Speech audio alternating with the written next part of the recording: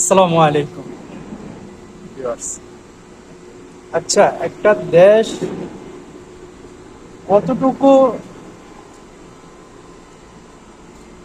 দেউলিয়া হয়ে গেলে এই অবস্থা হয়, একটা দেশের পরিস্থিতি কত ভয়াবহ হইলে এই অবস্থা হয়। কেউ হাজার হাজার কোটি টাকা ব্যাংক থেকে সরাচ্ছে, গায়েব করে দিচ্ছে, বাইরে পাচার করে দিচ্ছে। আর আমি আমার টাকা ব্যাংকের সবচেয়ে নিরাপদ জায়গা লকারে রাখবো, আমার সোনা গয়না সম্পদ সেখান থেকে গায়েব হয়ে যাবে। চিন্তা করা যায়। আবার সেম ব্যাংকের ম্যানেজার বলে যে 2 লাখ টাকার মতো ক্ষতিপূরণ পাবে গ্রাহক। প্রায় 2 লাখ, 2 কোটি টাকা সম্পদ গায়েব, বলে 2 লাখ টাকা ক্ষতিপূরণ পাবে। বিশ্বাস করা যায়? চিন্তা করা যায়? আর ওই ইসলামী ব্যাংকের মতো এরকম একটা প্রতিষ্ঠানে যদি এরকম হয়, এরকম সম্পদ গায়েব হয়ে যায়, মানুষ কোথায় কি রাখবে, কাকে বিশ্বাস করবে? কি হচ্ছে দেশে? দেশটা তো এইসব মানে যে যেভাবে পারতেছে ওভাবে খাইতেছে। মানে লুটে বুটে খাওয়ার একটা শুরু হয়ে গেছে।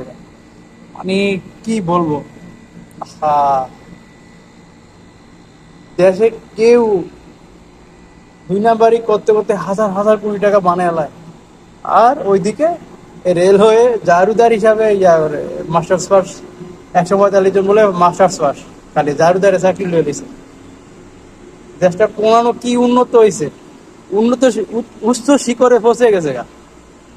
দেশটা উন্নত, একবার উন্নতি হইতে হইতে উন্নত শিখরে পৌঁছে গেছে গা। যে আপনি আপনার সম্পদ রাখবেন, খাইতে পারবেন না, দেখবেন যে মাঝখান থেকে মাইসে খায়া লাইছে, চোরে খায়া লাইছে। কি ভয়াবহ পরিস্থিতি! এত নিরাপদ জায়গা, মানুষ নিরাপদ খোঁজে, নিরাপদ ব্যাংক করলে নিরাপত্তা জায়গা, সেইখানে যদি এই অবস্থা হয়, আপনি কোথায় যাবেন? কিসে টাকা পাঠাবেন? কার কাছে পাঠাবেন? কোথায় জমা রাখবেন? So be care. আপনাদের টাকা আপনারা হেফাজতে রাখেন প্লিজ। এই দেশে, এই দেশটা যে যেভাবে পাচ্ছে ওভাবে খাচ্ছে লুটে ফুটে। সুতরাং আপনার সম্পদ আপনি হেফাজতে রাখতে হবে।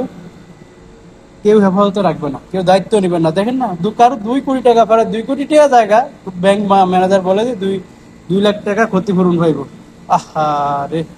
দেশ এগিয়ে যাচ্ছে, উন্নত শিখরে এগিয়ে যাচ্ছে দেশ। জয় বাংলা, জয় বঙ্গবন্ধু।